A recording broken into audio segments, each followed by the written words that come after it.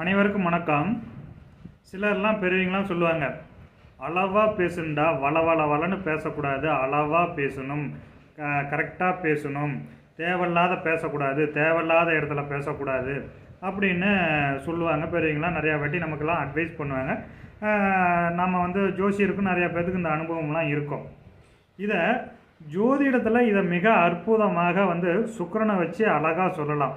நம்ம அளவாக தான் பேசணுங்கிறதுக்காக இந்த காலச்சக்கரத்தில் பார்த்திங்கன்னா சுக்கிரன் பார்த்திங்கன்னா தராசு ராசிக்கு, துலாம் ராசிக்கு அதிபதி, அளவுகோலுக்கு அதிபதி, நம்மளுடைய வாக்குஸ்தானத்தில் அதுக்கும் அதிபதி சுக்கிரனே, அளவுகோலுக்கும் அதிபதி அவர், வாக்குஸ்தான அதிபதிக்கும் ஆட்சியாவது சொந்த வீடுக்கு அதிபதியும் அவரே.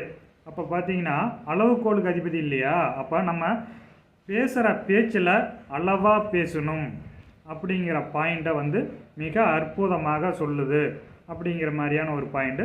சுக்கிரனாவே இனிமை தானே, நல்லா இனிமையாக அழகாக பேசணும் அப்படிங்கிற மாதிரியான அமைப்பு அப்படிங்கிறத இதில் மிக அற்புதமாக இந்த காரகத்துவங்கள் வகையில் இப்படி நம்ம புரிஞ்சுக்கிறதாக ஜோதிடமும் நம்மளோடக்கு மிகப்பெரிய ஒரு வழிகாட்டியாக இருக்குது.